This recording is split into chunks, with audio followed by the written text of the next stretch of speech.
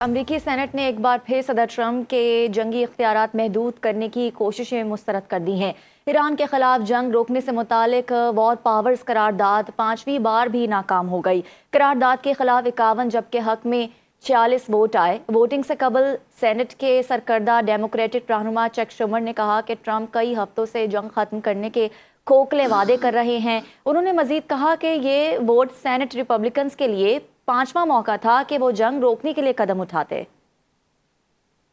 ایرانی عدلیہ نے 8 خواتین کی سزائے موت سے متعلق ٹرمپ کے دعوے کو جھوٹا قرار دے دیا۔ ایرانی میڈیا نے ایرانی عدلیہ کا حوالہ دیتے ہوئے بتایا ہے کہ میدان میں ٹرمپ کے خالی ہاتھوں نے انہیں جھوٹی خبروں سے کامیابیاں گھڑنے پر مجبور کیا۔ جن خواتین کی بات ٹرمپ کر رہے ہیں ان کو کبھی سزائے موت سنائی ہی نہیں گئی۔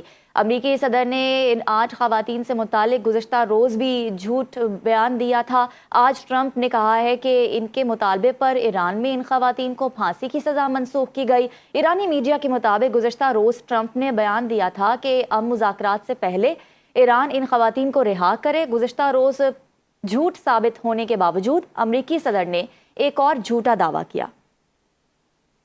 ایرانی سرکاری میڈیا کی جانب سے امریکی صدر ٹرمپ پر کھلے عام تنقید اور طنز کے معاملے پر ترجمان وائٹ ہاؤس کا رد عمل سامنے آ گیا ہے۔ کیرولین لیوچ کے میڈیا سے گفتگو کے دوران صحافی نے سوال کیا کہ ایرانی میڈیا کھلے عام امریکی صدر پر طنز کر رہا ہے۔ اس پر کیرولین لیوچ نے کہا کہ ایران جو کچھ عوامی سطح پر کہتا ہے وہ نجی سطح پر کیے گئے اعترافات سے بہت مختلف ہے۔ اس معاملے پر آپ کو ہماری بات پر یقین کرنا چاہیے۔ امریکہ کے وزیر بحریہ جان سی فیلن اپنے عہدے سے مستعفی ہو گئے ہیں۔ پینٹاگون نے تصدیق کر دی۔ استعفے کی وجوہات سامنے نہیں لائی گئیں۔ پینٹاگون کے مطابق انڈر سیکرٹری ہینک کاؤ اب قائم مقام وزیر بحریہ کے طور پر ذمہ داریاں سنبھال لیں گے۔ نومبر 2024 میں امریکی صدر ٹرمپ نے فیلن کو اس عہدے کے لیے نامزد کیا تھا، جس پر اس وقت بھی تنقید کی گئی تھی کہ انہیں بحریہ فوج، قومی سلامتی پالیسی یا دفاعی صنعت کا خاطر خواہ تجربہ نہیں۔ فیلن فروری 2025 میں سینٹ کمیٹی کے سامنے پیش ہوئے اور مارچ 2025 میں انہیں 30 کے مقابلے میں 62 ووٹوں سے اس عہدے کے لیے توثیق دی گئی تھی۔ بے مقصد ایران جنگ ختم کی جائے، گورنر کیلیفورنیا کا ٹرمپ سے مطالبہ۔ گورنر کیلیفورنیا گیون نیوسم نے امریکہ میں اشیاء کی قیمتوں میں ہوشربہ اضافے کا ذمہ دار ٹرمپ کو قرار دے دیا۔ انہوں نے کہا کہ پمپس پر جو گیس کی قیمتیں بڑھی ہیں وہ ٹرمپ کے اقدامات کا نتیجہ ہے۔ جنگ بندی کے لیے ایران کے ساتھ کوئی ڈیڈ لائن طے نہیں۔ ترجمان وائٹ ہاؤس کیرولین لیوچ کی واشنگٹن میں میڈیا سے گفتگو۔ کہا صدر ٹرمپ جنگ بندی کی توسیع پر متفقہ رد عمل چاہتے ہیں۔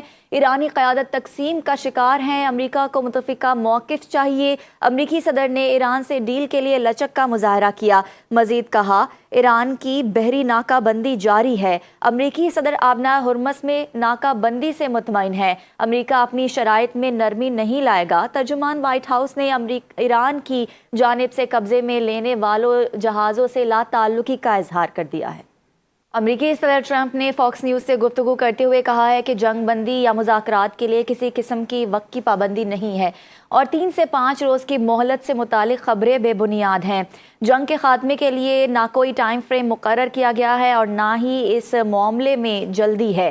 ٹرمپ نے ان افواہوں کو بھی مسترد کیا کہ وہ مڈ ٹرم انتخابات کی وجہ سے اس معاملے کو جلد ختم کرنا چاہتے ہیں۔ مزید کہا کہ وہ امریکی عوام کے لیے بہترین معاہدہ چاہتے ہیں۔ صدر ٹرمپ نے واضح کیا کہ آبنائے ہرمز میں نشانہ بننے والے جہاز امریکی نہیں تھے اور امریکہ صورتحال پر مسلسل نظر رکھے ہوئے ہے۔ ناکہ بندی ایران کو بمباری سے زیادہ خوفزدہ کرتی ہے اور ایرانی حکومت اس سے زیادہ پریشان ہے کیونکہ ایران برسوں سے بمباری کا سامنا کر رہا ہے مگر ناکہ بندی سے نفرت کرتا ہے۔ ٹرمپ نے مزید کہا اگر تیل کے کنویں بند ہو جائیں تو وہ دوبارہ نہیں کھلتے۔